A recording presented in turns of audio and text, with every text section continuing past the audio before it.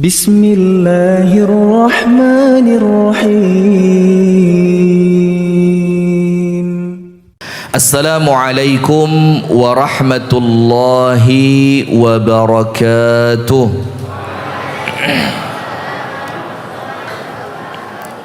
Hadirin sekalian jamaah Masjid Baitus Salam Gemolong, Sragen, Jawa Tengah, yang semoga dirahmati dan diberkahi oleh Allah Ta'ala. Thumma alhamdulillah, kita haturkan kepada Allah atas nikmat yang Allah karuniakan kepada kita, sehingga di pagi hari ini kita dipertemukan oleh Allah dalam majlis yang mulia ini dalam rangka mudzakarah, dalam rangka menjalankan salah satu kewajiban sebagai seorang muslim, yaitu talabul ilmi. Sebagaimana Al-Imam Abu Abdillah Ahmad ibnu Hanbal rahimahullahu ta'ala mengatakan, al-ilmu la ya'diluhu syai'un. Ilmu itu tidak bisa dibandingkan dengan apapun. Artinya apabila Allah Ta'ala memberikan ilmu kepada kita, memberikan kesempatan kepada kita untuk talabul ilmi, maka pemberian berupa ilmu dan kesempatan talabul ilmi itu tidak bisa dibandingkan dengan kekayaan, dengan kesehatan, dengan ketenaran, dengan jabatan. Karena ilmu inilah ciri di mana Allah menginginkan kebaikan untuk seorang hamba. Dan antum semuanya tahu hadisnya, man yuridillahu bihi khairan yufaqihhu fid din. Orang-orang yang oleh Allah diinginkan kebaikan untuknya, maka Allah akan berikan ilmu kepadanya. Asy-Syaikh Abdul Aziz Ibnu Baz rahimahullahu ta'ala mengatakan, arti kebalikan dari hadis ini berarti orang yang tidak diberi ilmu, orang yang tidak didekatkan kepada majelis ilmu, orang yang tidak diberikan kesempatan dan kemauan untuk mencari ilmu, hati-hati. Itu ciri orang yang Allah tidak kepingin dia menjadi baik. Nah, maka seperti ini kita harus senantiasa meluangkan waktu, bukan cari waktu luang. Nanti ya kalau sempet. Coba ada orang dijak ngaji, jawabannya apa? Nggih, kalau sempat. Enggak, bukan kalau sempat. Karena ilmu ini harus disempatkan. Harus apa? Disempatkan. Kalau ada orang ngomong, waduh saya sibuk kerja, saya sibuk macam-macam lah duniawi, maka bukan dia tidak punya waktu. Jawabannya cuma satu, dia sedang salah prioritas. Salah apa? Prioritas. Berarti prioritasnya dia bukan akhirat tapi dunia. Seandainya dia memprioritaskan akhirat, maka majelis taklim itu merupakan amalan utama yang menjadi program utamanya dia. Nah, maka Imam Ahmad sampai mengatakan ilmu itu tidak bisa dibandingkan dengan apapun. Maka Imam Ahmad itu pernah menginjak pada usianya yang sudah tidak lagi muda, itu kelihatan oleh temennya lari-lari, sarungnya diangkat, sendalnya dipegang, kertas dan pulpennya di kantong. Kemudian Imam Ahmad itu lari-lari, kebetulan larinya bareng anak kecil yang sedang main-main. Maka temennya bilang apa? Ila mata ya Aba Abdillah ma'as sibyan. Abu Abdillah, Imam Ahmad, mau sampai kapan lari-larian sama anak kecil? Coba dikira temennya apa? Main-main. Dikira temennya lari-larian sama anak kecil. Ternyata ada satu orang ahli hadis yang datang di kampungnya Imam Ahmad, dan ahli hadis itu akan segera pulang. Maka sama Imam Ahmad dikejar. Temennya tidak ngerti. Temennya tanya, mau sampai kapan lari-larian bersama anak kecil? Apa jawabannya Imam Ahmad? Ilal maut. Ilal maut. Sampai kapan? Sampai mati. Karena menurut Imam Ahmad tidak ada batasan usia untuk menuntut ilmu. Karena kita itu menuntut ilmu bukan untuk jadi ustadz. Saingannya akeh, susah sekarang. Oh iya, susah. Jangan sudah. Kita cari ilmu itu bukan untuk jadi ustadz. Masuk pondok bukan hanya untuk jadi ustadz yang sudah sepuh, yang sudah tua. Cari ilmu bukan untuk kemudian menjadi mubalek, menjadi dai, untuk masuk majelis tabligh, untuk masuk CMM. Enggak. Tapi apa? Untuk benar dan baiknya ibadah kita di hadapan Allah. Maka kita ini cari ilmu supaya ibadah kita sempurna. Maka kita bersyukur kepada Allah dikumpulkan dalam majelis semacam ini, dan insya Allah mudah-mudahan majelis ini mendatangkan keberkahan untuk kita bersama, dan pulangnya kita dari majelis ini dosa-dosa kita oleh Allah telah diampuni. Amin ya rabbal alamin. Salawat beriring salam semoga tercurahkan dan terlimpahkan kepada suri tauladan kita dan uswah kita bersama Nabi besar, Nabi agung, An-Nabi Muhammad sallallahu alaihi wasallam, beserta seluruh keluarganya, beserta seluruh istrinya, beserta seluruh sahabatnya, dan seluruh di antara umat dan pengikutnya yang setia menjalankan sunnah dan ajarannya ila yaumil qiyamah. Hadirin sekalian, tema kita di pagi hari ini adalah istiqomah beramal setelah Ramadan. Jadi bagaimana kita melatih untuk tetap istiqomah, untuk tetap taat kepada Allah walaupun Ramadannya sudah terlewat, Ramadannya sudah selesai. Nah, yang pertama, Allah subhanahu wa ta'ala memberikan kepada kita bulan Ramadan itu hikmahnya banyak, luar biasa. Apalagi di dalam bulan Ramadan ada yang namanya Lailatul Qadar. Itu ibadah semalam menjadi pelecut amal sampai 83 tahun. Kalau setiap tahun dapat Lailatul Qadar, panjenengan ibadah bertepatan dengan turunnya Lailatul Qadar, maka tiap tahun amal panjenengan dikalikan 83 tahun. Dan itu munculnya karena Nabi Muhammad merasa iba kepada umatnya, umurnya pendek, sementara umat-umat sebelumnya umurnya panjang. Tak kasih contoh, Rasulullah cerita kejadian di zaman Bani Israel. Ada ibu-ibu nangis di atas makam anaknya. Oleh Nabi Musa ditanya, "Bu, kenapa nangis?" Dibilang, "Ini loh anak saya kesian, masih kecil sudah meninggal." Nabi Musa tanya, "Berapa umurnya anakmu yang masih kecil ini?" Ibunya bilang apa? "Khamsatu mi'ati am." 500 tahun. Itu dibilangnya masih apa? Masih kecil. Kesian anakku ini masih kecil sudah meninggal. Itu masih kecilnya umurnya 500 tahun. Panjenengan sudah sepuh, umurnya 70 tahun. Lah ini kan perbandingan umur yang sangat panjang. Sampai kemudian kita tahu Nabi Nuh alaihi salam dakwahnya tok berapa? Cuma dakwahnya, belum masa sebelum Nabi Nuh diangkat menjadi nabi, belum ketika Nabi Nuh belum sempat dakwah. Ini dakwahnya tok 950 tahun.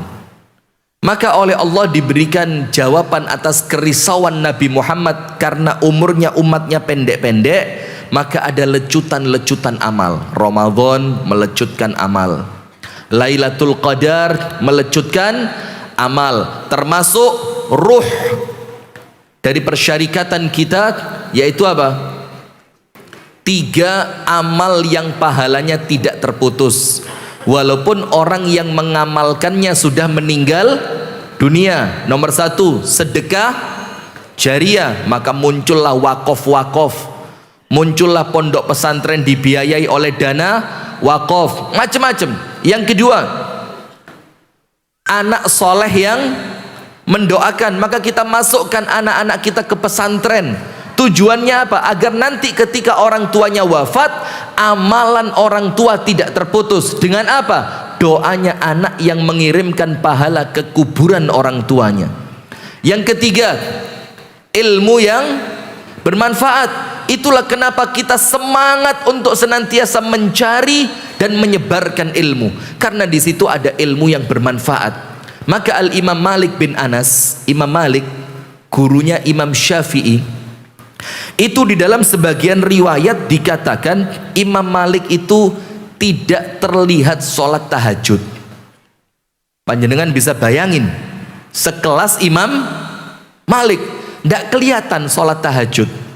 Muridnya merasa, ya apa, wong ulama besar, kiai kita, guru kita, ilmunya luar biasa, kok mboten ketinggal sholat tahajud, kok ndak kelihatan sholat tahajud. Akhirnya muridnya tanya, ya Imam, kenapa kok kami ndak pernah ngelihat panjenengan itu sholat tahajud? Apa jawabannya Imam Malik? Gini Pak, orang itu kalau berilmu jawabnya itu mak jeleb. Apa mak jeleb itu? Muandes itu loh, penak. Orang kalau mau jawab tidak bisa sudah.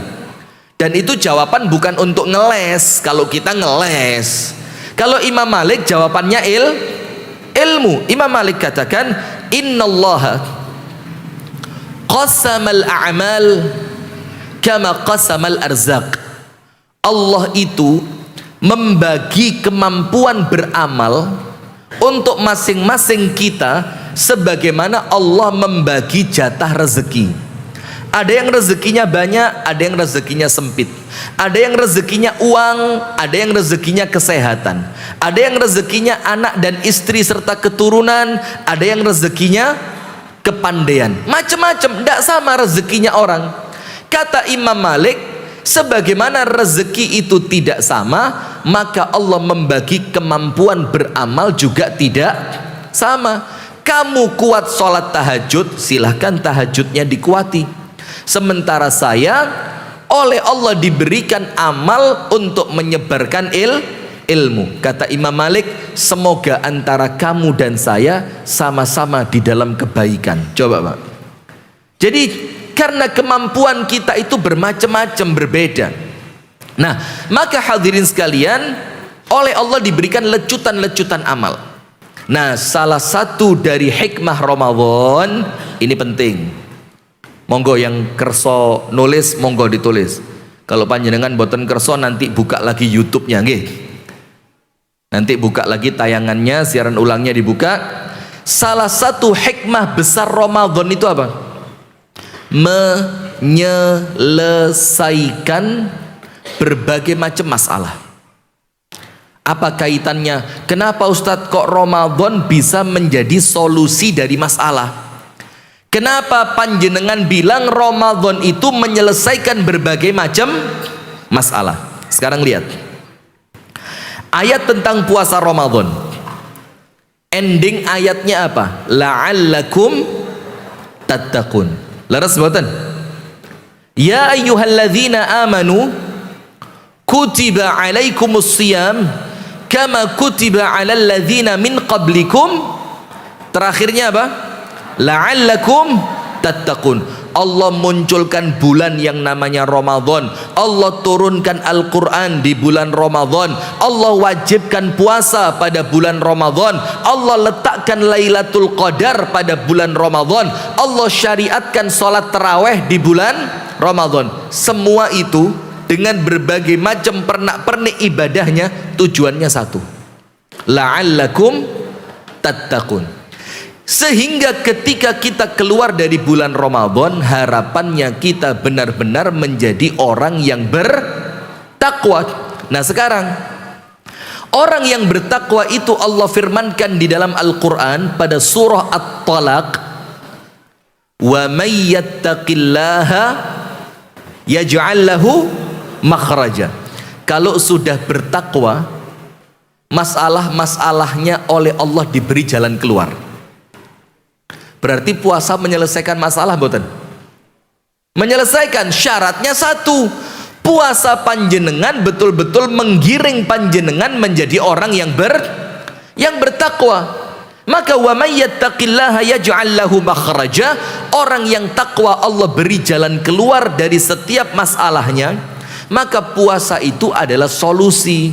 Rumah tangga bermasalah, dengan puasa insya Allah masalahnya selesai, amin.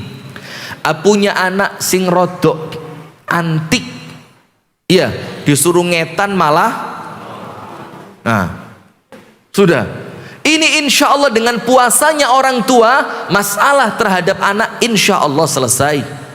Yang punya masalah kesehatan, nggih, insya Allah dengan puasa masalah kesehatannya juga selesai. Yang pengen nikah lagi belum punya keberanian, insya Allah enggak. Contohnya yang lain. Ini tadi keceplosan aja Ustaz. Nah, maka puasa itu solusi. Dan apa yang lain? Puasa itu sumber lancarnya rezeki. Wa yarzuqhu min haitsu la yahtasib. Orang kalau bertakwa, masalahnya Allah kasih jalan keluar. Rezekinya Allah bikin lancar, bahkan dari tempat yang tidak pernah dia pikirkan. Kok iso? Kok yo oleh? Kok yo payu? Kok yo dadi? Itu kalau orang puasanya mengantarkan dia menjadi orang yang bertakwa. Setelah dia bertakwa, Allah jadikan untuknya rezeki dari tempat yang tidak disangka dan diduga. Dan yang terakhir, wa may yattaqillah yaj'al lahu min amrihi yusra. Semua yang dia urus oleh Allah karena ketakwaannya dijadikan urusannya apa? Gampil. Urusannya mudah. Tidak ada ruwet-ruwet untuk orang bertakwa, itu tidak ada. Masalahnya Allah beri jalan keluar, rezekinya Allah lapangkan, kemudian urusannya Allah jadikan mudah. Nah, berarti puasa itu hadirin menjadikan kita bertakwa, yang kalau selesai dari bulan Ramadan uripe tambah penak. Nah, sekarang saya mau tanya, panjenengan Ramadan sudah berapa kali? Berapa kali, Pak? 5 kali pernah? Oh, lebih. Sudah sepuh-sepuh kok ini 90 tahunan semua kayaknya ini. Berapa kali Ramadan? Katakanlah 30 kali wis ya. Diambil rata-rata lah, 30 tahun sudah ikut puasa Ramadan. Peningkatan apa yang panjenengan dapatkan? Masalah selesai? Oh, tambah nemen masalah ya Ustaz. Rezeki lancar? Tambah torok, poso ditarii sodakoh terus. Apa lagi? Urusan mudah, mari riyo Ustaz, malah urusan wakeh gak mari kabeh. Nah, ini bukan salah puasanya, bukan salah Ramadannya, bukan salah ayatnya, tapi mungkin kita yang puasanya belum sempurna. Sip. Nah, sekarang hadirin sekalian, kita mau sampaikan tentang istiqomah. Ini materi terulang. Wis kabeh ustadz itu ceramah tentang istiqomah. Pertanyaannya, apa sih istiqomah itu? Panjenengan kira-kira kalau mengartikan istiqomah itu apa? Ajek napa jejek? Ajek lan jejek. Madep, mantep. Masya Allah, Kabupaten Malang ini. Madep, mantep. Nah, istiqomah itu sebagian diantara ulama mengartikan kontinuitas. Wis keren. Saya dari kampung Inggris, jadi bahasa Inggrisnya harus banyak. Kontinuitas. Apa kontinuitas itu? Senantiasa dan tidak pernah terputus. Itu namanya kontinu. Senantiasa apa? Berkesinambungan. Misalkan sholat duha, walaupun cuma 2 rakaat, tapi dilakukannya setiap hari, tidak pernah berhenti terus, walaupun cuma 2 rakaat. Puasa Walaupun sekedar, ini bukan untuk mengecilkan makna ibadah ya, bukan untuk mengecilkan makna ibadah, tapi kita lihat kuantitasnya. Walaupun cuma 1 bulan 3 hari, yang namanya apa? Ayyamul bid. Walaupun cuma 3 hari, tapi dia tidak pernah meninggalkannya di setiap bulannya. Itu namanya istiqomah, melanggengkan amal yang telah dia lakukan. Itu namanya istiqomah. Imam Nawawi dalam kitabnya yang insya Allah di sini pun dibahas ini, karena ini kitab yang disebutkan oleh para ulama kitab hadis yang paling berkah, yaitu Riyadhus Shalihin. Coba siapa yang tidak kenal Riyadhus Shalihin? Masjid mana yang tidak mengkaji Riyadhus Shalihin? Pondok mana yang tidak kenal Riyadhus Shalihin? Ustadz mana yang tidak pernah baca Riyadhus Shalihin? Sampai kitab Riyadhus Shalihin ini lintas mazhab, bahkan mohon maaf ya, kalau boleh dibilang lintas manhaj.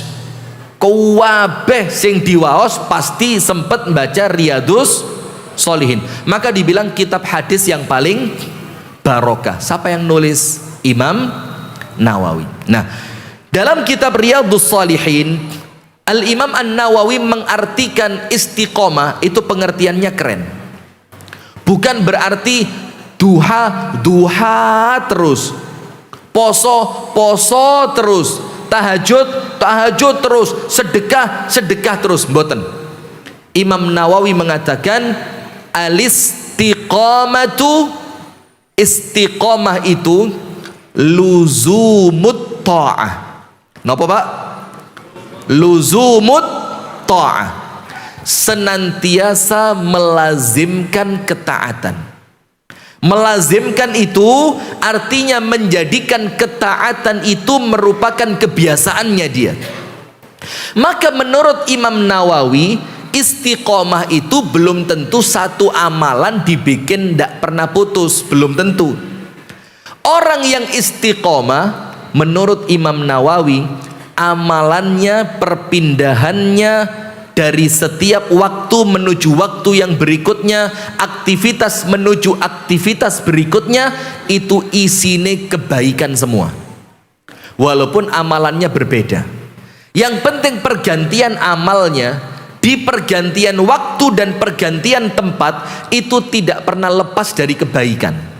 Itu namanya orang istiqomah. Pergantian aktivitas dari aktivitas yang baik menuju aktivitas yang baik, dari satu ibadah menuju ibadah yang lain, dari satu ketaatan menuju ketaatan yang lain. Jadi gak mesti tahajud terus, gak mesti sholat duha terus.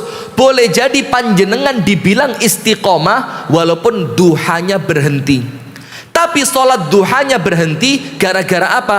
Datang untuk mengunjungi saudara yang sakit. Mengunjungi saudara yang sakit menjadikan panjenengan tidak bisa sholat duha, tapi sholat duha yang panjenengan tinggalkan diganti dengan ketaatan yang lain. Itu namanya istiqomah. Maka kalau panjenengan 24 jam itu isinya ketaatan semua, itulah panjenengan dibilang orang yang istiqomah. Nah sekarang begini, dari amal kita hadirin, dari amalan kita itu yang dilihat oleh Allah bukan besar atau kecilnya, bukan itu. Karena kalau yang dilihat besar atau kecilnya, nun sewu nggih, nampaknya dalam tanda kutip Allah tidak adil. Kalau yang dilihat apa? Besar atau kecilnya. Karena tidak semua orang bisa melakukan amalan yang besar. Leres napa mboten? Coba kalau sodakoh, bisa semua orang sodakoh 20 juta? Bisa? Tidak bisa. Ada orang yang mampu 20 juta, ada yang mampu cuma 2.000. Apakah kemudian yang 20 juta lebih utama dibanding yang 2.000? Belum tentu. Belum tentu. Ini sodakoi 20 juta tapi duitnya miliaran. Sementara yang sini 2.000 tapi uangnya sisa cuma 10.000. Saat itu mana yang lebih afdol? Yo yang berani mengeluarkan 2.000 padahal uangnya cuma sisa 10.000. Lah ini 20 juta tapi di banknya dia miliaran. Yo kayak ngidu Pak, gak kerasa blas. Metu 20 juta itu kayak itu. Kenapa? Ndak kroso, perjuangannya kecil. Nah maka yang dilihat sama Allah bukan besar atau kecilnya. Begitu pula dari amalan kita yang dilihat oleh Allah bukan berat atau ringannya. Panjenengan tak kasih contoh nanti antara berat dan ringan. Bukan berat atau ringannya Pak. Tak kasih contoh begini. Saya masuk ke swalayan, wes saya beli sabun, beli sikat, beli odol, dan saat itu masuk kasir ternyata cashnya kena 20.000. Berapa? 20.000. Sudah, saya dengan tenangnya ngerogoh kantong, seret, duh,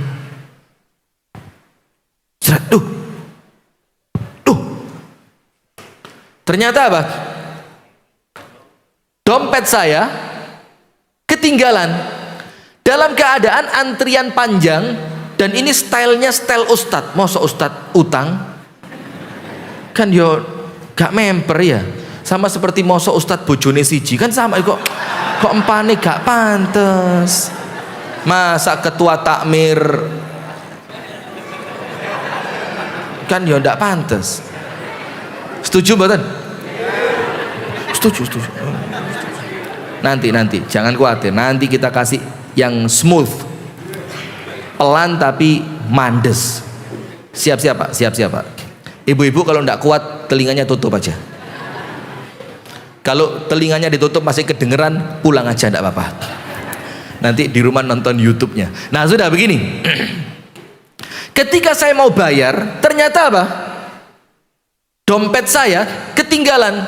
Saat itu ketika ada orang mau memberikan uangnya cuma 20.000 ke saya, maka itu 20.000 begitu berarti, luar biasa, sangat berarti. Kenapa? Pas butuh, yang kalau tidak diberi saya akan malu di depan orang lain, saya akan tidak bisa membayar kebutuhan saya walaupun jumlahnya cuma 20.000, tapi itu nilainya begitu besar. Jadi bukan 20.000-nya, tapi value. Ngerti para value ini, nilai itu loh ya. Perlunya saya kepada 20.000 itu dibandingkan besok lusa orang ngasih saya 200.000 tapi wes gak butuh. Wong duitku ya luwe akeh, 200 juta kok sampean kayak imek 200.000. Nah kan begitu. Nah maka antara 200.000 besok lusa dibanding cuma 20.000 hari ini, untuk saya besar mana? 20.000. Nah itulah kira-kira ya, analogi bagaimana Allah melihat amal kita. Jadi ada orang yang amalannya berat tapi kemudian untuk orang itu ringan saja, makanya tidak begitu berarti. Itulah muncul hadis inna idzamal jaza ma'a idzamil bala. Besarnya pahala tergantung berat atau ringannya hambatannya. Jadi semakin berat dilakukan, pahalanya semakin besar. Nah tapi kemudian Allah tidak sekedar melihat itu. Terus yang Allah lihat apa? Yang Allah lihat kemampuan kita untuk melestarikan amal itu. Itulah yang namanya istiqomah. Tak kasih cerita, ini cerita kisah nyata, bukan guyon-guyon. Insya Allah Khalil sudah pernah dengar, karena saya sampaikan di RDI sudah 10-12 tahun yang lalu, tapi di Gemolong baru ini. Begini ceritanya. Panjenengan tahu mboten nama istri dari Khalifah Harun Ar-Rasyid? Sinten namine? Dereng nanti kenalan. Istri dari Khalifah Harun Ar-Rasyid. Kalau istrinya Anang Hermansyah, siapa? Santriwati Pondok Pesantren Aisyah. Istrinya Anang Hermansyah siapa? Yang Santi itu apa? Oh, Asanti. Kan? Santri Aisyah, Ustadz. Ini perlu dicek ini. Jangan-jangan megang HP. Punya HP ya? Nah, sudah. Ya tidak apa-apa lah, normal. Karena Harun Ar-Rasyid sudah berapa ratus tahun yang lalu kan. Nah, sudah. Namanya Zubaidah. Siapa namanya? Zubaidah. Maka kalau punya anak perempuan kasih nama yang baik-baik, Pak. Zubaidah, Khadijah, Aisyah, Sumayyah. Itu nama keren. Nah, sekarang mana Sumayyah? Masya Allah, Mbak Sum. Loh, jenenge wapi Sumayyah, celukane Mbak Sum ya. Nah, maka jangan nyingkat-nyingkat. Kalau nama orang itu celukane namanya Abdullah. Dul. Loh. Namanya Ahmad, Mat. Akhirnya Ustadz Tat. La haula wala quwata illa billah. Panggil sesuai namanya, Sumayyah, Abdullah, Ahmad, keren. Sudah?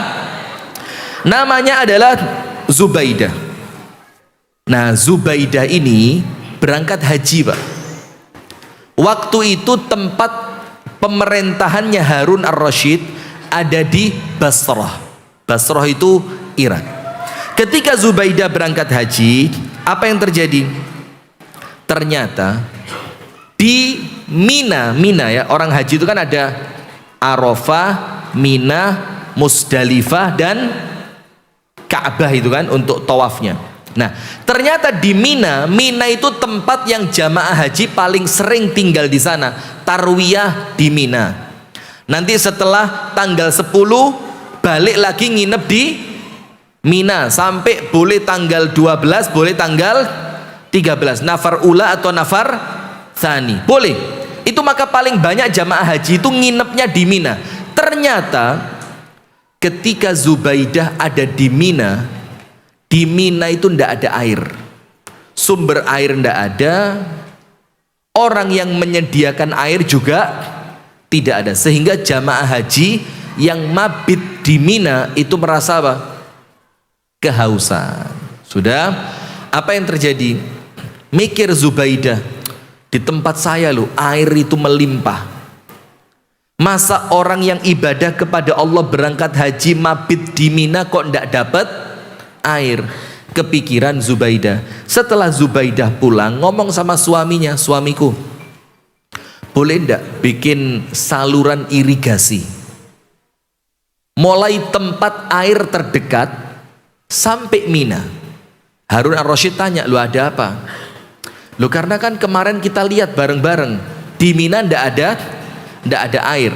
Maka Harun Ar-Rasyid bilang apa? Ndak apa-apa, tapi ingat, jangan pakai uang negara, karena proyek ini bukan proyeknya negara, proyek ini proyek kamu. Kata Zubaidah, bismillah lah, tak manggil teman-teman arisan saya. Ada arisan di zaman Zubaidah? Atau manggil teman-teman senam? Ibu-ibu ada di Gemolong ini kelompok senam? Ada? Di outdoor atau indoor? Indoor dan outdoor. Masya Allah. Saya pernah punya cerita bagus ini. Ibu-ibu majelis taklim tanya sama saya, Ustadz, bagaimana hukumnya kalau ibu-ibu ini Ustadz dengan niatan menjaga fisik, menyenangkan suami, ikut senam aerobik? Saya tanya, di luar atau dalam ruangan? Di dalam, Ustadz. Oh ya sudah. Pakai musik apa enggak? Yo, ndak pakai Ustadz, cukup instruksi dari instrukturnya. 1, 2, tangan diangkat, yo tarik, kaki goyang, sip, terus turun, naik. Nah, bagus. Boleh Ustadz? Boleh kalau begitu. Saya tanya, instrukturnya laki atau perempuan? Ini saya ndak bohongin, demi Allah ini. Instrukturnya laki atau perempuan? Dibilang, anu Ustadz, laki tulang lunak. Hasil prestoan kayaknya ini ya. Loh ya apa tulang bisa lunak ini, kalau ndak presto apa ini? Ya laki Ustadz tapi Tapi ndak Ustaz, ndak ada koneksi, ndak ada getaran-getaran, ndak ada listrik blas. Loh kenapa? Ternyata maaf ya, banci. Jadi laki, tetap laki tapi dia itu penyuka sesama laki-laki. Jadi kalau ngelihat perempuan itu wis gak amper blas. Ngelihat perempuan itu kayak ndelok tembok. Saya bilang haram. Loh kan ndak apa-apa Ustaz, wong dia lo ndak ada nafsu sama kita. Nafsu ndak nafsu ada batangnya itu, saya bilang.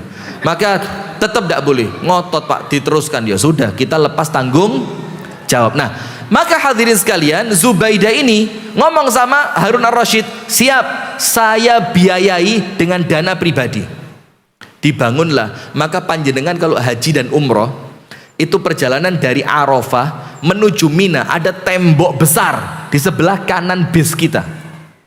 Di sebelah kanan bis ada tembok besar yang bentuknya percis seperti benteng, bukan seperti irigasi sekarang, seperti benteng, tebal, besar, tinggi.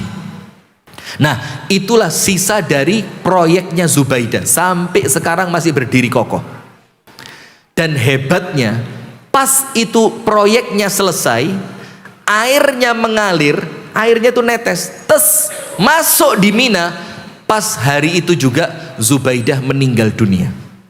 Coba, proyeknya selesai, airnya bisa dinikmati orang di Mina, dan pas hari itu Zubaidah meninggal dunia. Tidak lama setelah itu, dan ini cerita Anda dapatkan banyak dalam kisah-kisah sejarah. Beberapa hari setelah Zubaidah meninggal dunia, apa yang terjadi? Misanan itu sepupu, sepupunya Zubaidah bermimpi berjumpa dengan Zubaidah. Ditanya, ya Zubaidah, ma fa'alallahu bik? Zubaidah, kamu oleh Allah diapain? Artinya, apa yang Allah lakukan terhadapmu setelah engkau meninggal dunia? Jawabannya Zubaidah, ghafarali wa adkhalani fasiha jannatihi. Allah ampuni dosaku dan Allah memasukkanku ke dalam surga. Terus orang yang mimpi tadi yo ndak kaget. Oh yo pantes, lawang kamu punya proyek besar, memberi minum orang-orang yang ada di Mina.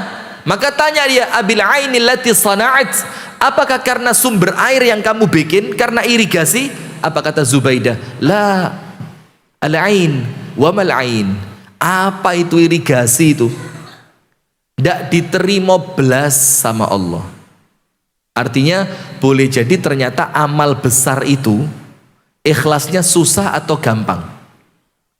Susah. Panjenengan sodakoh 2000 tidak disebut sama takmir, tidak popo, malah disebut malah isin. Wong sodakoh kok mek 2000, malah harapannya tidak usah, hamba Allah saja. Lah mesti 2000 ya hamba Allah lah apa.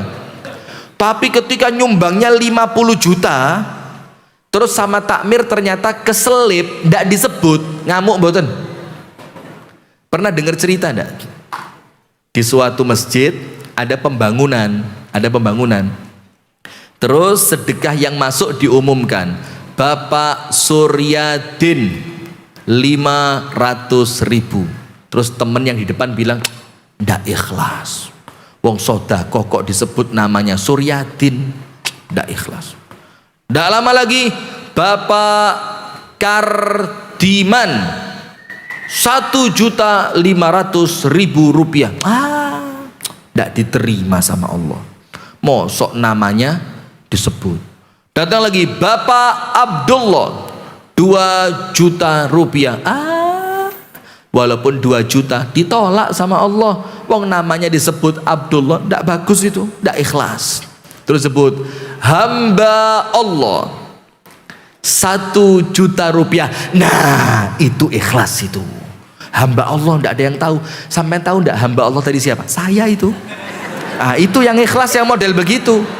Lagi ya pekpo ae. Lo namanya tidak disebut tapi dipamerkan. Tahu tidak hamba Allah tadi siapa? Saya. Nah itu yang ikhlas itu. Itu yang sama Allah diterima. Pekpo, ngerti pekpo? Sama saja podo wae. Nah, maka Zubaidah mengatakan kepada saudaranya tadi, tidak nggak diterima sama Allah. Terus saudaranya penasaran, wabima, terus kalau itu nggak diterima, kamu diampuni, kamu dimasukkan ke dalam surga, apa amalan yang bikin kamu diampuni dan masuk surga itu apa? Apa jawabannya Zubaidah? Dengerin Pak, Bu, dengerin nggih, Bu. Kok mendelik kabeh, takut saya, senyum gitu loh. Panjenengan merenggut itu ya mempengaruhi saya loh. Ini saya baru di sini loh ngaji mendelik semua itu. Di tempat lain itu senden. Itu malah tewenang saya, keliru gak enek sing ruh. Lah ini tolong senyum ya, senyum biar saya juga tenang gitu. Sudah, apa jawabannya Zubaidah? Apa amalan yang menjadikan Zubaidah diampuni? Apa amalan yang menjadikan Zubaidah tadi oleh Allah dimasukkan ke dalam surga? Kata Zubaidah, birak'ataini hafaztu alaihima kulla laila. Ternyata karena apa? 2 rakaat sholat malam yang tidak pernah saya tinggal setiap harinya. Berapa rakaat? 2. Abot nopo enteng. Abot nopo enteng? Enteng 2 rakaatnya. Yang berat apanya?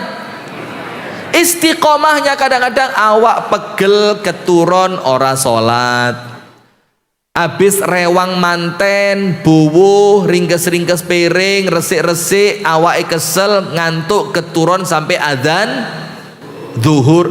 Zuhur kok subuh lumayan, sampai zuhur. Apa lagi? Karena pas ada masalah dengan suami, amu-amuan, ora sholat aku, ora sudi. Apa urusannya suami kok jadi tidak sholat ini kan? Nah, maka yang berat bukan 2 rakaatnya, yang berat apa? Istiqomahnya. Nah, itulah hadirin munculnya hadis Nabi Muhammad, ahabbul a'mali ilallahi ta'ala, amal yang paling dicintai oleh siapa? Allah. Apa arti amal yang paling dicintai apa? Apa artinya? Ada 3. Nomor 1, amal yang apabila kita lakukan maka Allah akan cinta sama kita. Itu arti amal yang paling dicintai oleh Allah, yang kalau kita lakukan maka Allah akan cinta sama kita. Nomor 2, amal yang paling Allah harapkan untuk kita lakukan. Itu arti amal yang paling dicintai oleh Allah. Allah itu berharap dalam tanda kutip, dalam keadaan Allah tidak butuh, tapi Allah berharap amal itu yang Anda lakukan. Nomor 3, amal yang paling afdol, pahalanya paling besar. Itulah kalau ada hadis amal yang paling dicintai oleh Allah. Apa itu amalannya? Adwamuha wa in qalla. Amal yang dilakukan secara dawam. Dawam itu apa? Continue, tidak pernah putus, dilakukan secara istiqomah, ajek dilakoni, mboten nate ditinggal, walaupun amal itu cuma kecil, walaupun amalannya apa? Ringan, tapi selama amal itu dilakukan istiqomah, itu yang menjadikan Allah cinta sama panjenengan, itu yang menjadikan pahala besar yang akan Allah berikan kepada Anda semua ketika istiqomah. Nah, sekarang begini, Ramadan panjenengan maos Al-Quran napa mboten? Maos, baca Quran kan? Bahkan banyak di antara kita pasang target 1 hari 1 juz. Maka 1 bulan Ramadan khatam 30 juz. Itu kita. Panjenengan tahu Imam Syafi'i dalam riwayat yang kuat, bukan cerita dongeng, Imam Syafi'i khatam sittina khatmah, 60 kali khatam di bulan Ramadan. Berarti 1 hari berapa kali? 2 kali. Khatam di waktu siang dan khatam digunakan untuk sholat di waktu malam 1 hari. Mirip panjenengan nggih? Sami nggih? 1 hari berapa kali khatam? 2 kali gampang, baca kul huwallah 3 kali terus khatam. Berarti kalau kul huwallah 6 kali, 2 kali khatam, setaraf dengan imam. Ngawur. Nah sudah, maka Imam Syafi'i khatam sehari 2 kali. Saya pernah diprotes sama orang majelis taklim begini, Ustadz, tidak masuk akal, 1 hari itu 24 jam Ustadz, moco sak juz itu lebih pirang jam lah. Kalau 1 hari 60 juz itu ya apa ceritanya, mocone kalau ya apa? Ngerti bahasa Jawa ya?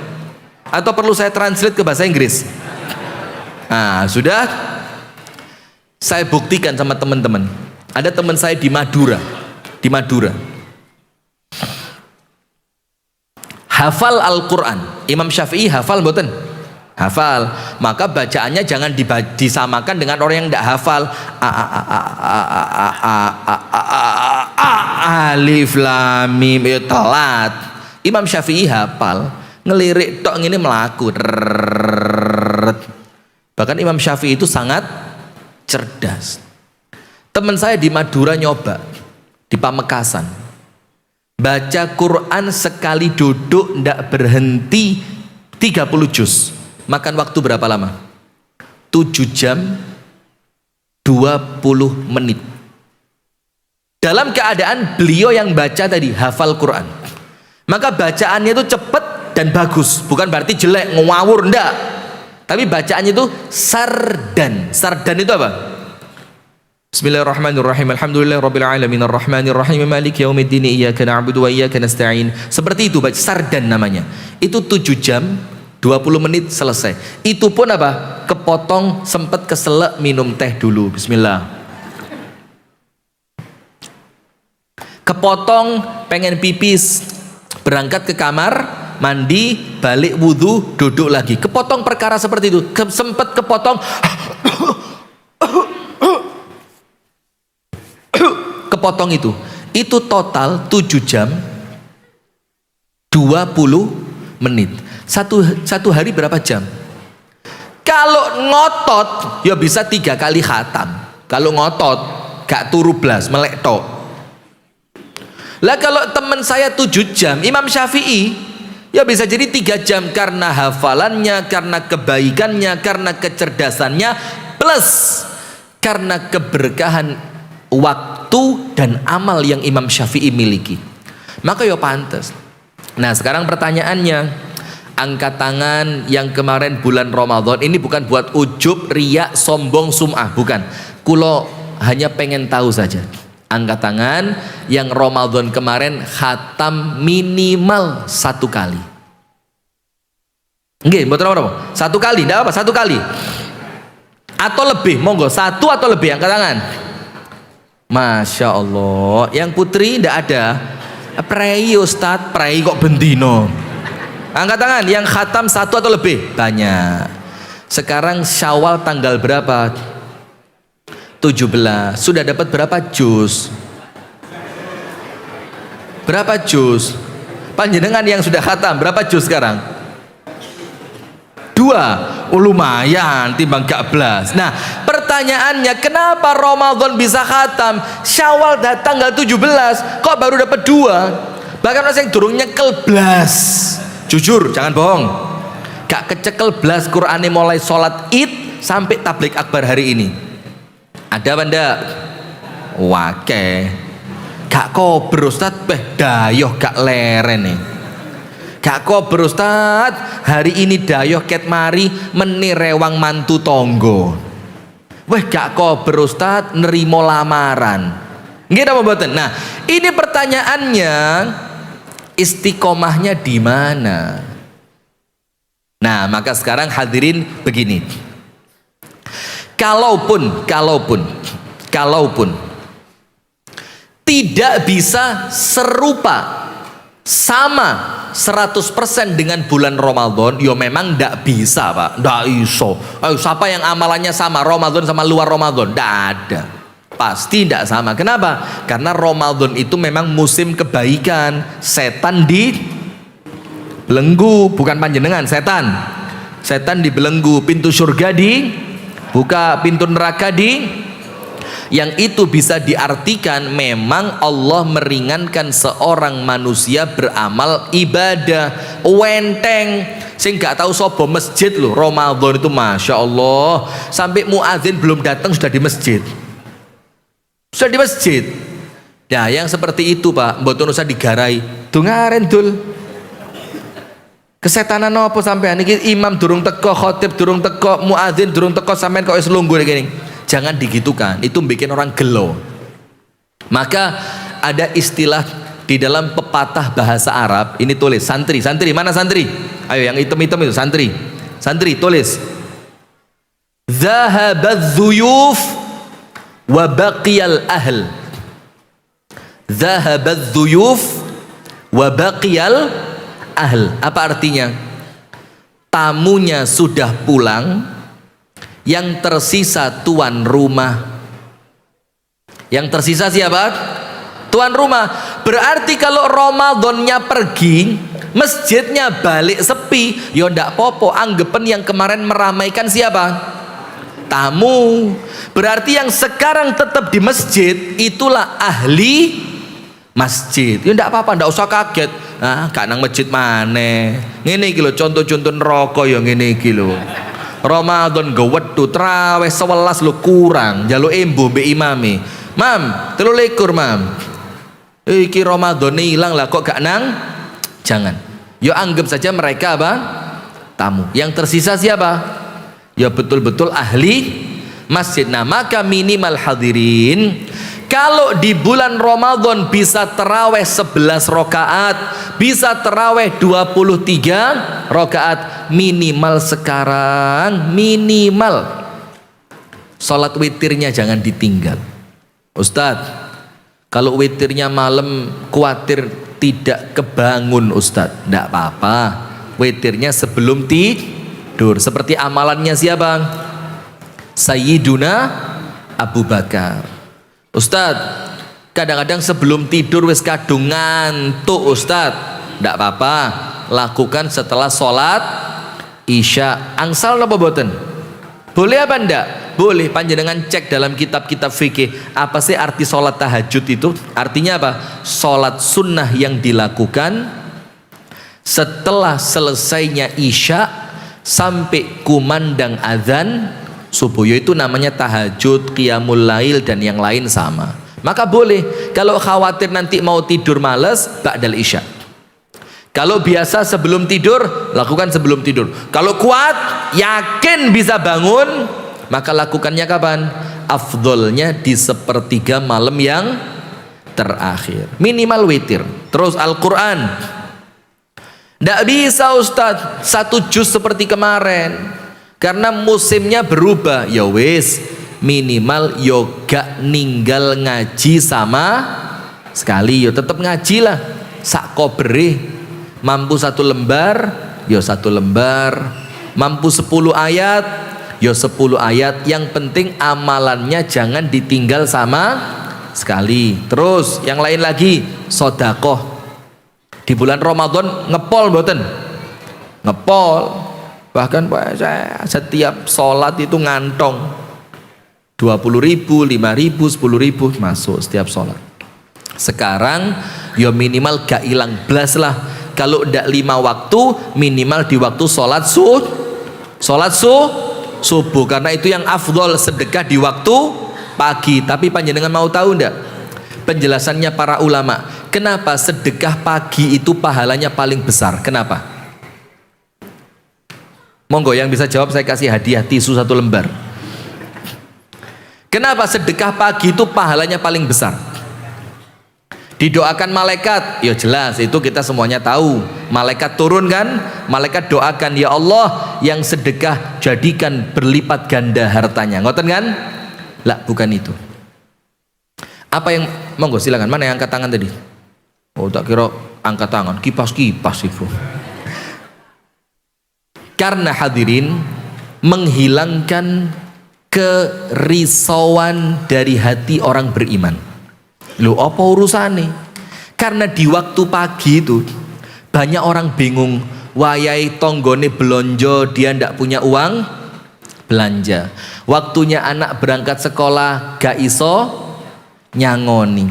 Waktunya dia bikinkan sarapan untuk suami dan anak-anaknya, ternyata dia ndak punya uang. Nah, maka di waktu pagi itulah kita hilangkan risau-risaunya orang beriman dengan apa? Sedekah di waktu pagi. Maka idealnya sedekah subuh itu idealnya nggih, bukan tidak boleh, bukan tidak boleh, jangan salah paham. Idealnya itu langsung ke tangan orang yang butuh. Kalau kakek kami zaman dulu, ini contoh saja, bukan untuk sombong, contoh. Itu kalau berangkat subuhan, karena masjid sebelahnya pasar. Zaman dulu di Kota Batu, itu pasarnya pas alun-alun itu loh. Alun-alun Kota Batu tahu? Pernah rekreasi ke Batu? Kalau belum pernah nanti naik odong-odong bareng-bareng gitu, kasih bendera Masjid Baitus Salam. Jatim Park, Masya Allah. Nah, kan di sebelah utaranya alun-alun itu ada masjid besar. Nah, kakek saya dulu sholatnya di situ. Pasarnya pas di alun-alun, pasar sayur, pasar kain, semua di situ. Kalau pagi kan umumnya pasar sayur gitu. Itu kalau berangkat subuhan ngantong uang. Terus pulang sholat subuh, belanja ke pasar, beli tempe, beli sayur, beli ikan, beli macam-macam, sop-sopan, dikreseki 4 atau 5. Duitnya kan murah, kalau beli sayur di pasar kan murah. Kalau yang keliling kan sudah rodok mahal ya. Maka dikreseki 3, 4, 5 kresek. Yo kalau uangnya banyak yo 5. Kalau pas tidak ada uang yo 3 kresek. Kalau pas pes 1 kresek. Diantar kemana? Ke rumah saudara-saudaranya yang anaknya banyak, yang suaminya kerjanya biasa. Dan itu tidak perlu digedor. Nyoh, aku lu sing ngei. Dongakne lho, ndak. Cukup diketok pintunya, tok tok tok tok, di jendela sebelah, jendela belakang, jendela depan, itu sayurannya digantung di pintunya. Itu sedekah pagi. Supaya orang-orang perempuan yang mau masak, anaknya mau berangkat sekolah, gak bingung blonjone gawe duwe opo. Nah, kita ndak, sedekah pagi dikelompokno di masjid, sama masjid dikelompokno maneh, metune setahun sepisan. Podo ae. Iya, nah sudah. Maka sedekahnya jangan hilang. Nah, sekarang hadirin, apa supaya kita bisa istiqomah? Ada beberapa tips. Walaupun maaf, yang namanya istiqomah jangan dibayangkan enteng. Kalau enteng ngimpi panjenengan, tidak ada istiqomah ringan, itu tidak ada. Yang ringan itu apa? Istirahat. Istirahat ringan. Laya. Kalau istiqomah berat. Sampai Al-Imam Syekhul Islam Ibnu Taimiyah itu mengatakan begini. Dalam sebagian riwayatnya dikatakan al-istiqamatu khairun min alfi karamah. Istiqomah itu ketika Allah memberikan kemampuan kepada Anda untuk istiqomah, maka istiqomah yang Allah berikan kepada Anda itu lebih utama, lebih afdal, lebih mulia, lebih baik dibandingkan apa? Allah memberikan kepada panjenengan 1000 karomah. Karomah itu apa?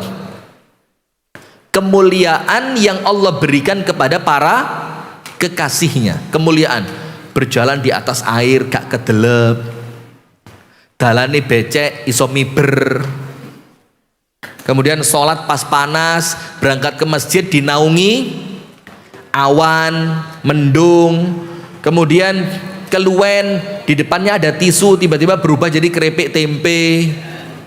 Itu kalau untuk kekasihnya Allah namanya apa? Karomah. Ibnu Taimiyah mengatakan apa? Kalau Allah berikan kepada Anda istiqomah, itu lebih baik dibandingkan Anda mendapatkan karomah. Kenapa? Karena karomah itu Allah beri kepada kekasihnya Allah, waliullah. Kepada siapa? Waliullah. Hari ini waliullah, bisa ndak besok jadi walius syaitan? Bisa ndak? Bisa. Wong kewalian itu tergantung iman dan takwa. Hari ini beriman, takwanya bagus, jadi wali. Bisa jadi Allah beri kemuliaan karomah. ternyata besok meleset, moro-moro males, futur, ketemu teman lama yang tidak baik, moro-moro katut nakal. Bisa tidak? Bisa. Itu kalau dapat karomah. Tapi kalau istiqomah tidak mungkin berubah, senantiasa apa? Lurus. Maka lebih keren mana, istiqomah atau karomah? Istiqomah. Kalau istiqomah jaminan mutu, insya Allah sampai meninggal tetap istiqomah. Kalau karomah belum tentu. Nah sekarang begini, bagaimana caranya supaya kita bisa istiqomah? Satu dulu panjenengan pegang, tidak mungkin bisa kecuali mujahadah. Kecuali apa? Sungguh-sungguh. Karena memang apa? Berat Pak. Bukan ibadah sesuai arah angin. Pas anginnya bertiup sregep, pas anginnya mandek males. Nah itu awamnya manusia bisa kalau itu. Pas onok masalah tahajud, masalah hilang ratau tahajud. Pas lagi butuh sesuatu disurung pakai sodakoh. Pas tidak punya keinginan mewedit, cetil, bakhil, ya itu gampang. Tapi yang berat itu apa? Istiqomah. Apapun keadaannya tetap tahajud, apapun keadaannya tetap sodakoh, apapun keadaannya tetap menjadi rutin datang ke masjid. Itu istiqomah. Nah sekarang perhatikan, tidak ringan, harus apa? Mujahadah. Lawan kemalasan itu, lawan. Ojo males. Males tidak ada arti ini ya. Sudah, nomor satu, biar istiqomah. Yang paling utama, minta kepada Allah dengan berdoa. Tidak ada Pak orang istiqomah tanpa doa, itu tidak ada. Lawang doa saja perlu istiqomah. Minta sama Allah. Doanya apa? Banyak. Setelah sholat ada zikir. Bunyinya apa? Allahumma a'inni ala zikrika wa syukrika wa husni. Dua hafal. Ustadznya saya loh, jangan ikut jawab. Allahumma, ya Allah, a'inni, tolonglah aku ya Allah, tolonglah hamba. Kenapa minta tolong kepada Allah? Jelas, la haula wala quwata illa billah. Mampu ibadah karena Allah, bisa jadi suami yang baik karena Allah, bisa menjadi istri yang solihah karena Allah. Maka kita minta sama Allah, Allahumma ya Allah, a'inni, tolonglah hamba ya Allah, ala zikrika, untuk terus berzikir, wa syukrika, tolong hamba ya Allah supaya pandai senantiasa bersyukur, wa husni ibadatika, dan tolonglah hamba ya Allah supaya hamba ini bisa istiqomah di dalam ibadah. Minta setiap selesai sholat. Maka zikir itu jangan cuma Allahumma a'inni ala zikrika wa syukrika wa husni ibadatika. Zikir itu dilebokno hati Pak. Allahumma ya Allah a'inni ala zikrik wa syukrik wa husni ibadatik. Doa yang kedua, doanya Nabi Muhammad yang paling sering dibaca, ya muqallibal qulub tsabbit qalbi ala dinik. Minta ketetapan hatinya istiqomah, hatinya lurus di atas agama Allah. Doa yang ketiga, Rabbana la tuzigh qulubana ba'da idh hadaitana wa hab lana min ladunka rahmah innaka antal wahhab. Minta, ya Allah, setelah engkau berikan hamba kemampuan ibadah, jangan digelincirkan ya Allah. Minta sama Allah. Dan doa-doa yang lain, bahasa Seragen angsal, bahasa Gemolong angsal. Gusti Allah, kulo nyuwun istiqomah, kulo nyuwun ajek. Kalau doanya pakai bahasa Jawa diterima mboten? Malaikat nyatetnya bingung loh, basa apa ini? Jadi kalau malaikat mau laporan itu bingung, ini pakai Google Translate. Oh, tiba non jaluk istiqomah, kirim kepada Allah, insya Allah diterima. Boleh pakai bahasa Indonesia, boleh. Banyak doa.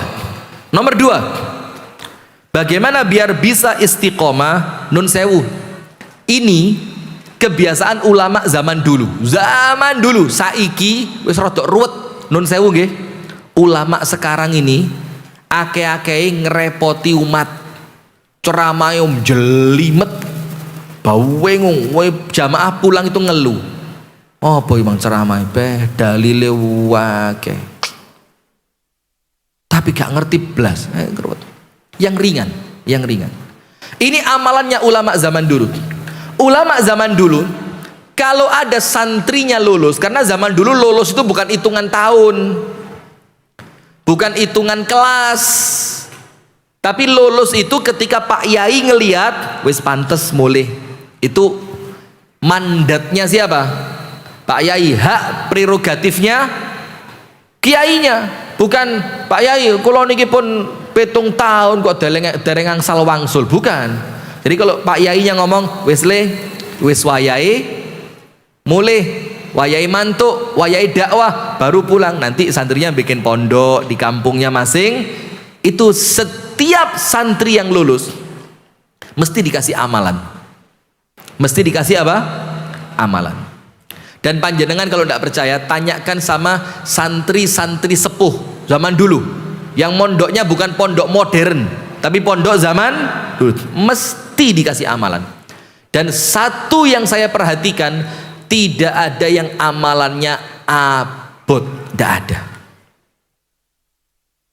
Ada satu orang dikasih amalan sama gurunya, setiap mau keluar rumah di waktu pagi, jangan ketinggalan sholat 2 rakaat.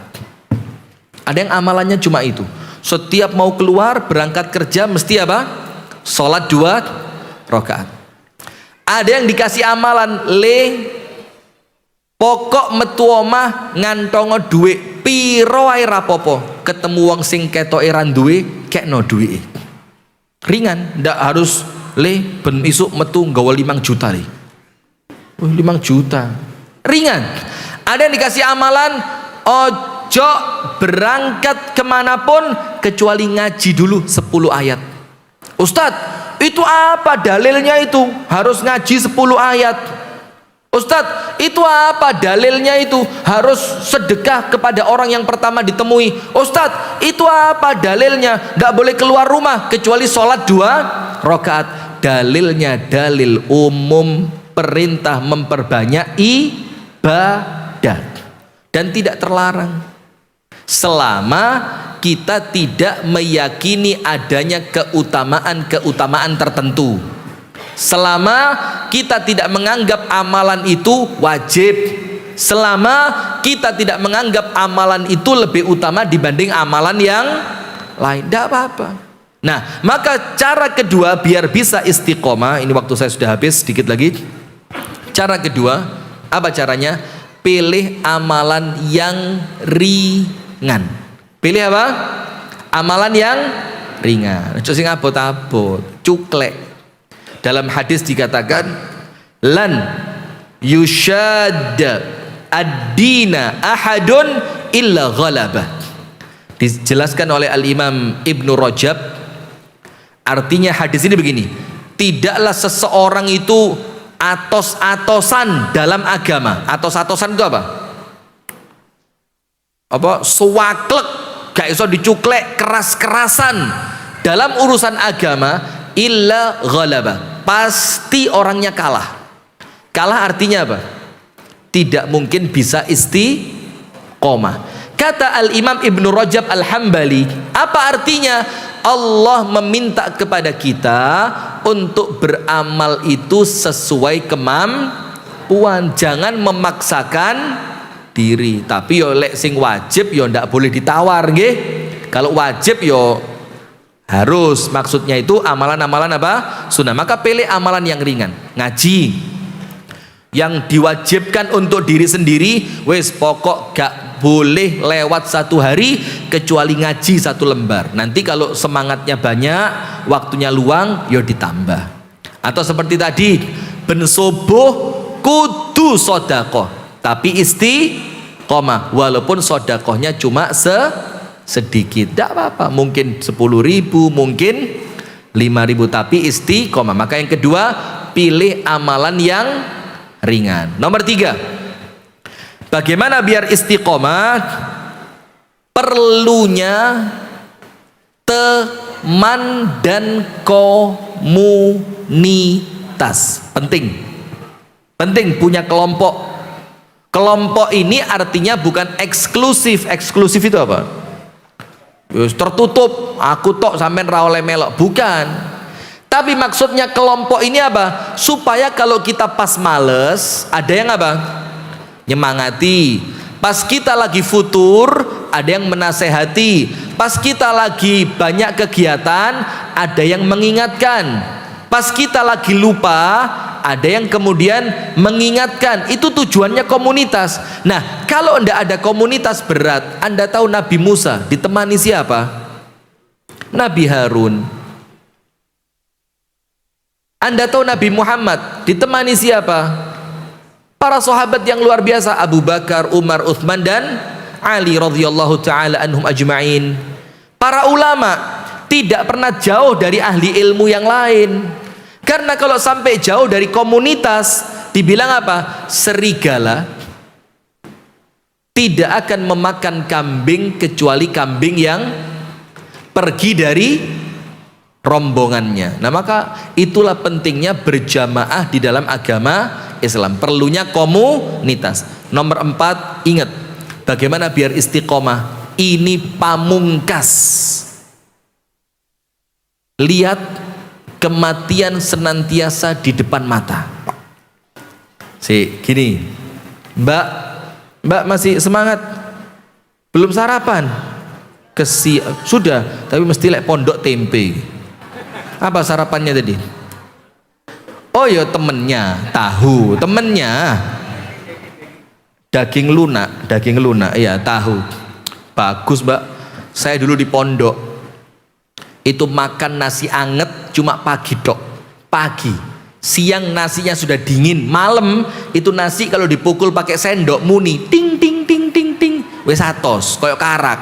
Kenapa? Ibu dapur datangnya cuma pagi. Dan kalau makan tempe itu ibu dapur kreatif, Masya Allah, semoga Allah panjangkan usia mereka, masih hidup ibu dapur saya dulu. Itu kalau makan tempe itu lebih pantas dibilang keripik dibanding lauk tempe.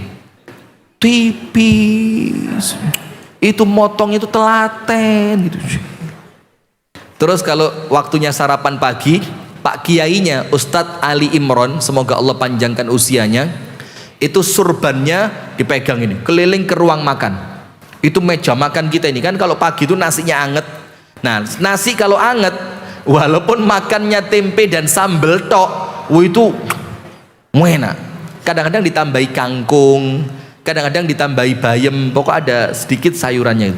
Itu Pak Imron keliling bawa surban, dipukulkan ke meja kita. Bah, tempe rasa sate. Bah, tempe rasa sate, keliling semua meja makan. Semangat kita, wah ini Pak Yai karomah, ini wali nih, kita makan. Masya Allah, pancet rasa tempe luar biasa, Masya Allah. Nah, tapi ya enggak apa-apa, namanya di pondok biasa. Dan enggak usah ngersul loh, orang pondok itu anti protes. Tidak ada anak santri protes, itu bukan santri. Protes itu tugasnya kiai. Santri tidak boleh protes.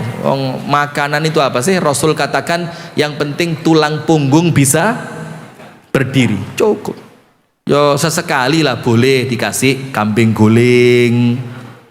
Kadang-kadang kambingnya lepas, sisa gulingnya kasih. Dan dulu di pondok itu kalau Jumat itu rawon, Masya Allah. Tapi rawon saya kira daging, rawon tempe mana? Jadi tempe itu ganti. Kalau kemarin tipis, sekarang kayak dadu, kotak-kotak. Seneng kita, satu mangkok. Weh, daging. Tret. Tempe man, sampai kita diajak ngomong tempe, gak bosen tak pangan terus sih. Ya mbok sekali-sekali dadi daging apa ya apa no. Tapi ya masya Allah, sekarang ya ndak apa-apa kan. Ya jenggot itu ya pancet kandel ya ndak apa-apa. Sudah. Apa tadi saya mau ngomong terakhir? Pamungkas, jadikan kematian senantiasa di depan mata. Saya kasih analogi buat panjenengan. Contoh, hari ini tadi habis subuh, malaikat maut mampir ke rumah panjenengan. Misalkan namanya Zulfikar. Ini mbak, namanya Zulfikar mbak, mahasiswa Universitas Negeri Malang, jurusan agama Islam. Lihat ini mbak, insya Allah setahun lagi siap nikah. Coba dilihat dulu, siapa tahu ada ibu-ibu yang kemudian cocok gitu kan. Ini saya bawa dari Malang khusus mau saya kenalkan di Gemolong sini. Siap Zul?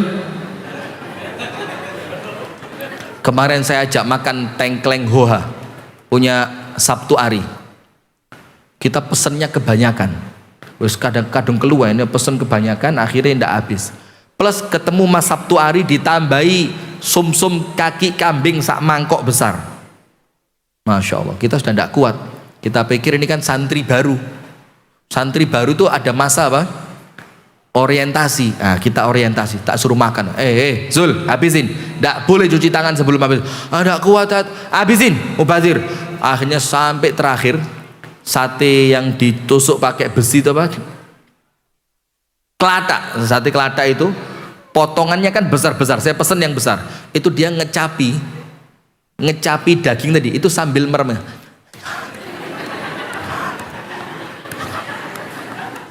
Bukan dicari rasanya sama dia. Yang penting iki iso mlebu weteng. Sampai masya Allah. Sekarang lihat, gantengnya keluar. Ada aroma kambingnya sekarang. Masya Allah. Ayo mbak, silakan mbak. Nanti japri sama saya ya yang cocok itu. Sudah. Malaikat maut mampir ke rumah panjenengan. Mampir. Terus malaikat maut ngomong begini, Mas, siap-siap. Nanti jam 2 siang saya datang nyabut nyawa panjenengan. Misalkan, jadi habis sholat subuh didatengin siapa?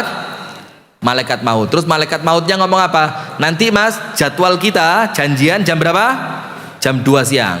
Nanti jam 2 siang saya datang, panjenengan tak cabut nyawanya. Kira-kira mulai subuh sampai jam 2 panjenengan ngapain? Ayo ngapain? Main futsal? Futsal rek eman katanya mati, masuk gak futsal? Atau waduh ini kesempatan terakhir saya mau makan tengkleng hoha. Atau yang lain, oh ini kesempatan rek mumpung durung mati tak rabi dhisik. Nah kira-kira panjenengan ngapain sisa waktu 6-5 jam tadi? Ngapain? Saya yakin panjenengan sholat, ngaji, doa, zikir, tobat, istighfar. Betul apa enggak?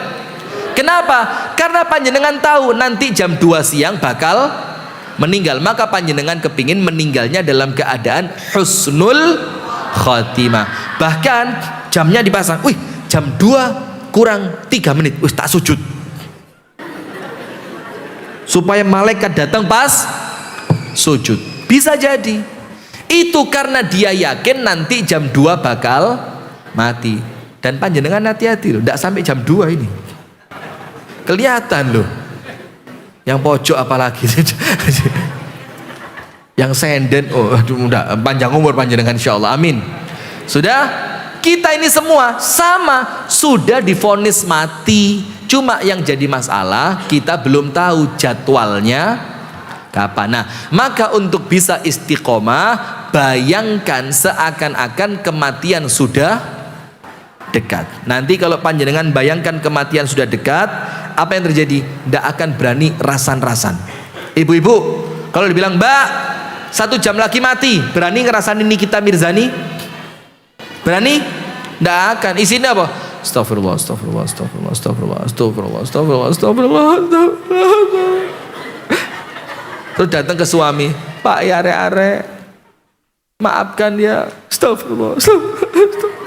Kenapa? Sebentar lagi yakin bakal mati. Maka kalau kepingin istiqomah, 4. Nomor 1, banyak berdoa kepada Allah. Minta, ya Allah berikan hamba keistiqomahan.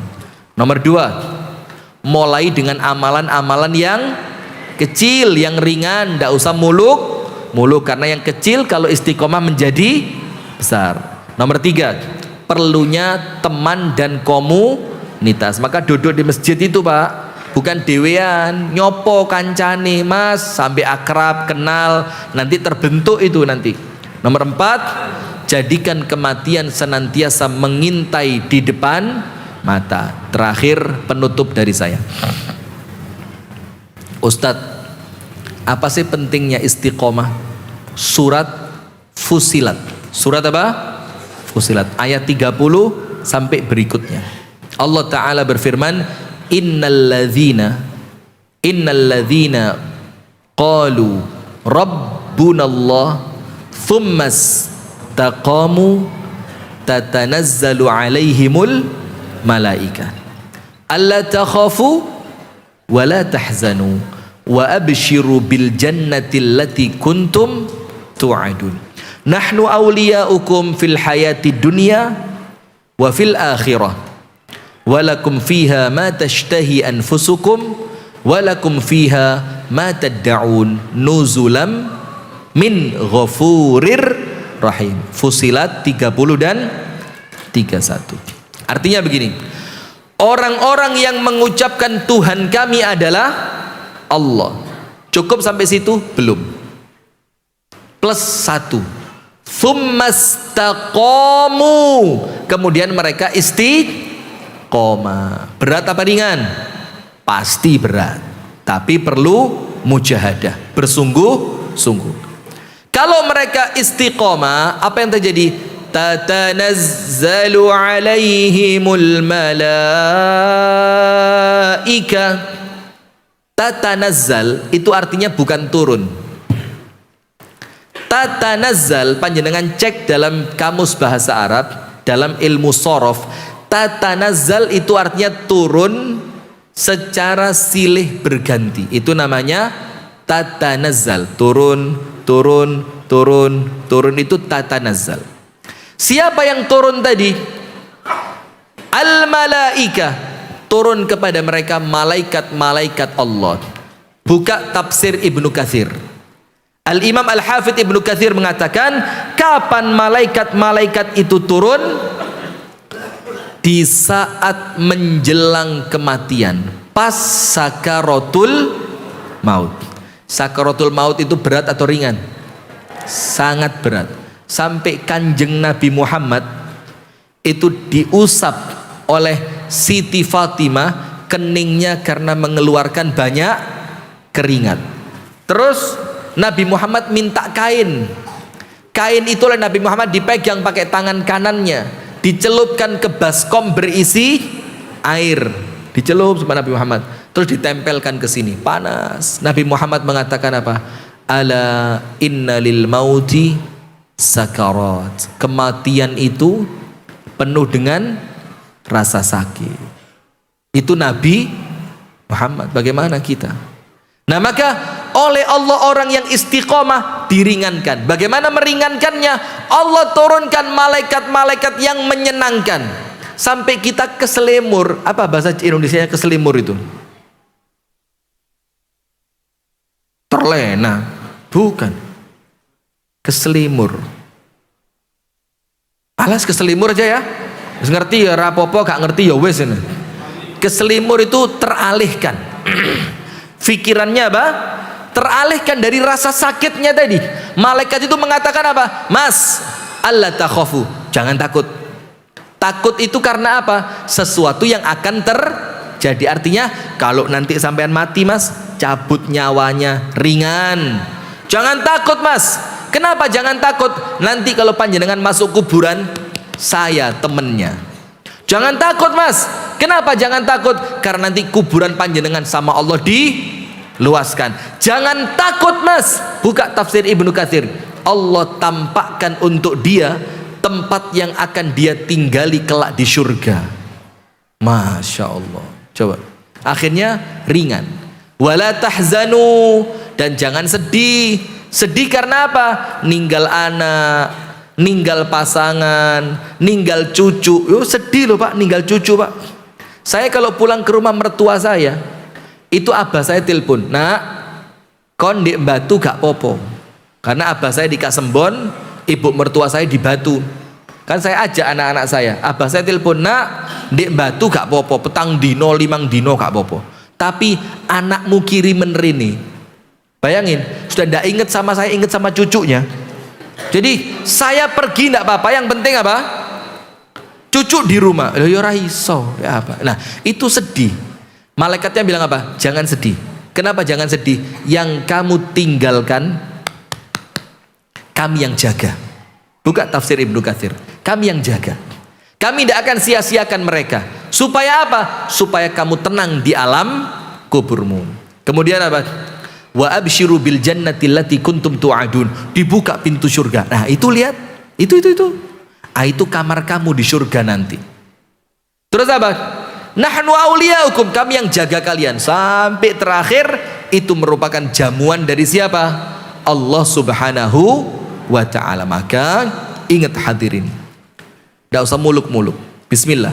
Amal yang Ramadan kemarin kita lakukan, minimal jangan ditinggalkan sama sekali. Yo tetaplah ada sisanya. Tahajud, yo minimal sholat witir, ngaji walaupun tidak satu juz, ya minimal ada yang kita baca dari Al-Quran. Sedekah walaupun tidak sebanyak bulan Ramadan, ya minimal tetap ada sedekahnya. Yang paling utama di waktu pagi, kasihkan sama orang-orang yang kurang mampu. Ini loh buat belanja, ini loh buat anakmu sangu sekolah, ini loh buat nanti kalau mau ada keperluan nganter anakmu berangkat mondok. Nah itu Pak, itu yang penting. Karena istiqomah itu ciri orang yang amalnya diterima. Maka dikatakan oleh Al-Imam Ibnul Qayyim Al-Jauziyah di dalam kitabnya Ad-Da' wad-Dawa, al-amalul maqbul yurithu al-amal as-salihah ba'dahu. Amal yang oleh Allah diterima, cirinya apa? Allah ringankan, Allah mudahkan untuk kita melakukan amal soleh berikutnya. Kalau diterima, maka insya Allah meninggalnya husnul khatimah, karena dia sudah melakukan yang namanya istiqomah. Barakallahu fikum. Itu yang dapat kami sampaikan. Kami mohon maaf apabila ada ucapan-ucapan yang kurang berkenan, ada kalimat-kalimat yang kurang sopan, ada sikap yang tidak menyenangkan. Mohon dibukakan pintu maaf yang sebesar-besarnya. Semoga apa yang kami sampaikan menjadi ilmu yang bermanfaat untuk kita bersama, dan semoga yang kita sampaikan ini akan menjadikan pendorong kita untuk beramal soleh.